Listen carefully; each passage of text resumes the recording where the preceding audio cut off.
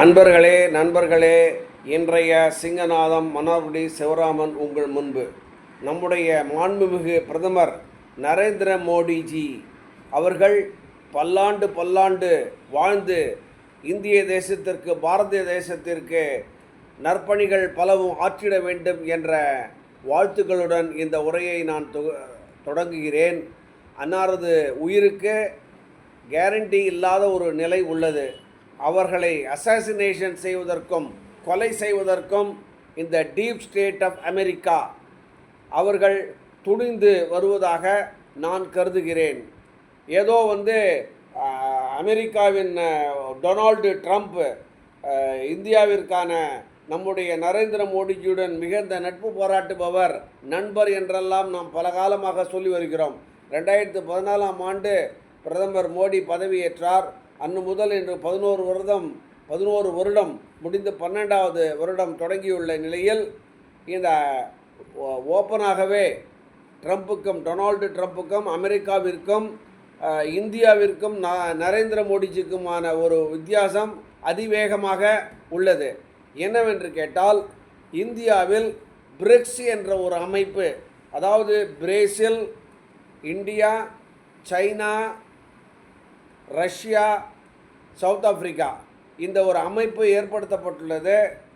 இதனுடைய இந்த கூட்டத்தில் மேலும் பல நாடுகள், சவுதி அரேபியா, துபாய் போன்ற நாடுகளெல்லாம் வரவுள்ளன. இவர்கள் எல்லாரும் ஒன்று சேர்ந்து வணிகத்தை, இவர்களுக்கு இடையே உள்ள வணிகத்தை டாலர் அல்லாத ஒரு நாணயத்தில், அதாவது பிரிக்ஸுக்காக ஏற்படுத்தப்படும் ஒரு நாணயம் அல்லது அவரவர்கள் அது அந்தந்த நாட்டிற்கு உரிய நாணயத்தில் வர்த்தகத்தை தொடங்கினால் இந்த டாலர் கீழ்ப்போகும். டாலருக்கு உள்ள மதிப்பு வெகு வேகமாக குறையும். இப்பொழுது 87 ரூபாய் உள்ள டாலரின் மதிப்பு அது 30 ரூபாய் வரை போகக்கூடும். ஏனென்று கேட்டால், இப்பொழுது அமெரிக்காவின் பொருளாதாரம் மிகவும் தாழ்ந்த நிலையில் உள்ளது. அது 38 ட்ரில்லியன் டாலர் கடனில் உள்ளது. அதற்காக அவர்கள் யுஎஸ் அவர்களது டாலரை அச்சடித்து கொண்டே இருக்கிறார்கள். இந்த அச்சடித்து கொண்டே இருக்கிற நாணயத்தை வைத்து கொண்டு அவர்கள் ஒன்றும் செய்துவிட முடியாது.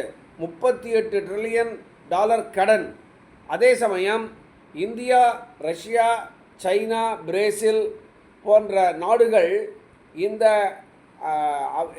நமக்கு இடையே உள்ள வணிகத்தை நாம் டாலர் அல்லாத நம்முடைய ரூபிள் அந்த மாதிரியான ஒரு வகையில் நாம் வணிகத்தை தொடங்கினால் டாலரின் அவசியம் நமக்கு இருக்காது. டாலரில் யுஎஸ் டாலரில் நாம் கொட்டேஷன் கொடுக்க வேண்டிய அவசியம் இல்லை. டாலரில் விற்கவோ வாங்கவோ வேண்டிய அவசியம் இல்லை. அதாவது இன்று வரை என்ன நடந்து கொண்டிருக்கிறது என்றால், டாலரில் தான் நாம் கோட் செய்கிறோம், டாலரில் தான் வாங்குகிறோம், டாலரில் தான் விற்கிறோம்.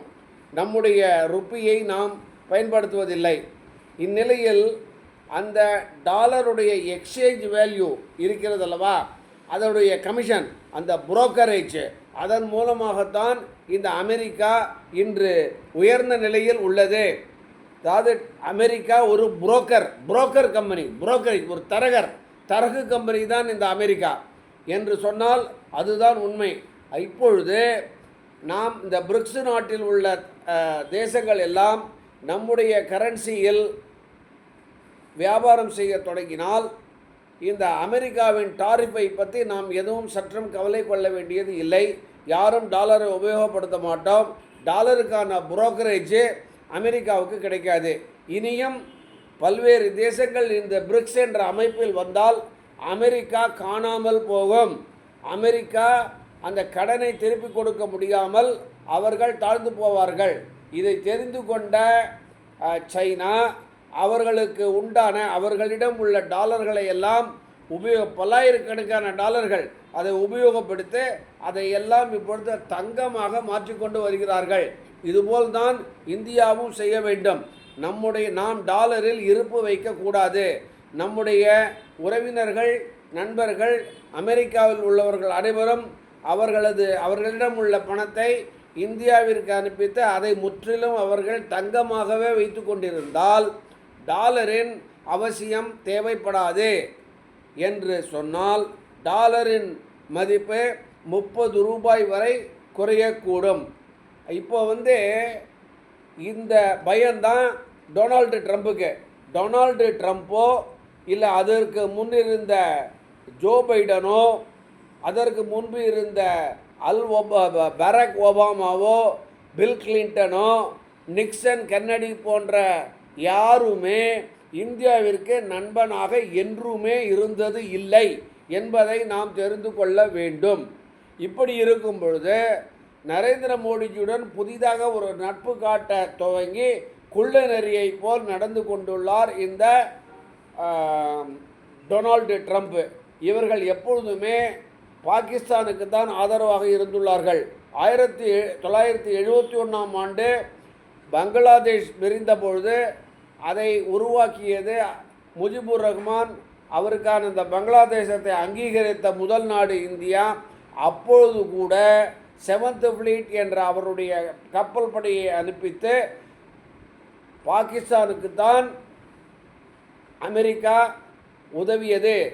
இப்பொழுது அந்த நேரத்தில் ரஷ்யா தன்னுடைய கப்பல் படையை இந்து மகா சமுத்திரத்திற்கு அனுப்பியதால் தான் அந்த 7th ஃப்ளீட் என்ற கப்பல் படை வாபஸ் பெறப்பட்டது. பங்களாதேஷ் பிறந்தது, நாம் அதை அங்கீகரித்தோம். ஆனால் நம்மால் ஏற்படுத்தப்பட்ட சுதந்திரம் அடைந்த கிழக்கு பாகிஸ்தான் பங்களாதேஷ் ஆன பிறகு இன்று நம்மை எதிர்த்து கொண்டு அந்த நாடு நிற்கிறது என்றால் இதற்கும் அமெரிக்கா தான் காரணம். அமெரிக்காவை என்றும் நம்பக்கூடாது. அமெரிக்கா முதுகில் அல்ல மார்பில் குத்தும். முதுகில் குத்தும் அமெரிக்கா இல்லை, மார்பில் குத்தும், கண்களில் குத்தும். ஆக அமெரிக்காவை நான் என்றுமே நம்ப கூடாது என்று நான் தெரிவித்துக் கொள்கிறேன். அதுபோல் எல்லா நாட்டிலையும் அந்த மக்கள் அந்தந்த நாட்டிற்கு தாய் நாட்டிற்கு தான் ஆதரவு தெரிவிப்பார்கள். இப்பொழுது ஜோ பைடனா டொனால்டு ட்ரம்ப்பா என்ற ரீதியில் பார்த்தால் அங்கு மிகப்பெரிய போராட்டம் நடந்தது, போட்டி நடந்தது. ஆனால் அமெரிக்காவா இந்தியாவா என்றால் அந்த நாட்டு மக்கள் எல்லோரும் அமெரிக்காவைத்தான் ஆதரவு தெரிவிப்பார்கள்.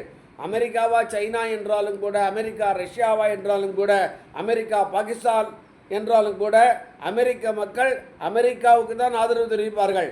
ஆனால் இங்குள்ள தலைவர்கள் ராகுல் காந்தி போன்றோர் அமெரிக்காவுக்கு ஆதரவு தெரிவிக்கிறார்கள். அமெரிக்காவா இந்தியாவா, டொனால்டு ட்ரம்ப்பா நரேந்திர மோடிஜியா என்று கேட்டால் டொனால்டு ட்ரம்ப்புக்கு தான் ஆதரவு.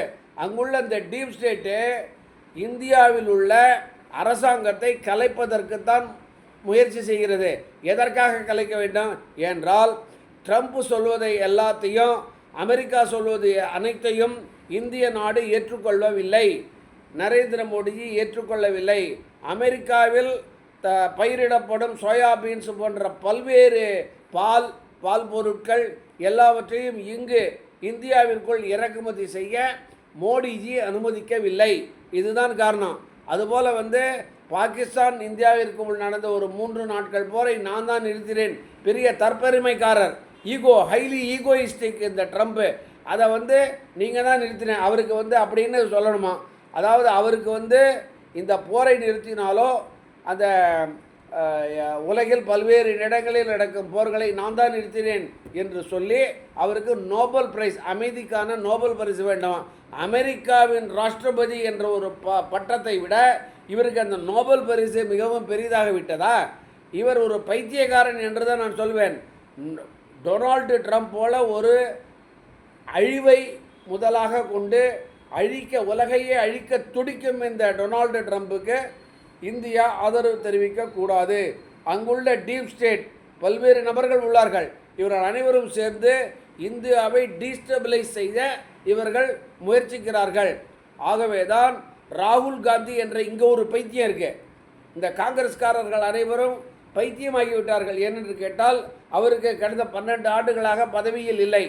நாடு எக்கேடு கட்டு போனாலும் பரவாயில்லை, குட்டிச்சவராக ஆனாலும் பரவாயில்லை, நாம் இந்த நாட்டின் ஆட்சி பொறுப்பில் இருக்க வேண்டும் என்பதுதான் இந்த ராகுல் காந்தியின் காங்கிரஸின் எண்ணம்.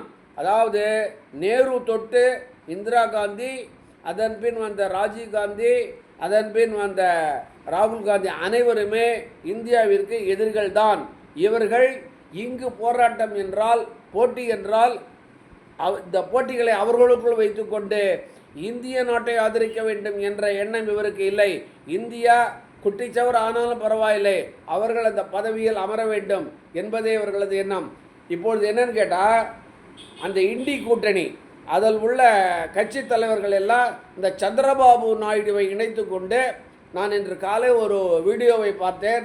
சந்திரபாபு நாயுடுவை இந்த மோடி ஆதரவிலிருந்து விலக்கி, அதுபோல் நிதிஷ்குமார் அவரையும் இதிலிருந்து விலக்கி இந்த நரேந்திர மோடிஜியின் ஆட்சியை கலைத்திட வேண்டும் என்பதுதான் இவர்களுக்கு எண்ணம். அப்போ அவங்க என்ன பேசுகிறாங்க, சந்திரபாபு நாயுடுவை இந்தியாவின் ராஷ்டிரபதியாகவும் இந்த சுதர்ஷன் ரெட்டி அவரை துணை அதிபராகவும் வைஸ் பிரசிடெண்ட்டாகவும் எலெக்ஷன் செய்ய வேண்டும் என்ற எண்ணம் இவர்களுக்கு உள்ளது. இவர்களது எண்ணத்தில் மண்ணை தூவி வீரநடை போடுவார் நரேந்திர மோடிஜி அவர்கள். நரேந்திர மோடிஜியை யாரும் எதுவும் செய்துவிட முடியாது. இங்குள்ள பிஜேபியின் 20-25 ஆண்டுகள் அவர்களால் ஆட்சி செய்வார்கள். இங்கே நாம் மேலும் ஒன்றை கூற வேண்டியுள்ளது. நரேந்திர மோடிஜி கூட 400 எம்பிகள் வரும் என்று சொன்னால் 2024 எலெக்ஷன் 400 எம்பி வரல. ஆனால் 335 எம்பிக்கள் ஆதரவுடன் ஆட்சி நடந்தது 2019-24. 2014லையும் மெஜாரிட்டி ஆட்சி. அப்பொழுதெல்லாம் இந்த வக்ஃப் போர்டு போன்ற சட்டங்களை கொண்டு வராமல், இந்த சுப்ரீம் கோர்ட் நீதிபதிக்கு ஒரு பூட்டு போடாமல், இதையெல்லாம் செய்யாமல் விட்டது தான் மோடிஜியின் தவறு. மோடிஜி தனது தவறுகளை திருத்தி கொண்டு இனிவரும் தேர்தல்களில், அதாவது இந்த ஆட்சியை விட கலைத்து விடலாம். இப்போது மெஜாரிட்டி உள்ளது. சந்திரபாபு நாயுடு, நிதிஷ்குமார் பாக்கி எல்லோரையும் அழைத்து இந்த ஆட்சியை மீது உள்ள நம்பிக்கையை நிரூபித்து ஆட்சியை கலைத்துவிட்டு ஒரு ஸ்னாப் போல் போனால் நரேந்திர மோடிஜி பிஜேபி 400 இடங்களுக்கு மேல் வெற்றியடையும். அப்பொழுது அவர்களுடைய அஜெண்டா முழுவதையும் அரங்கேற்றலாம் என்று கூறிக்கொண்டு என்னுடைய இந்த உரையை முடித்துக்கொள்கிறேன். நன்றி, வணக்கம். மன்னார்குடி சிங்கநாதம் சிவராமன்.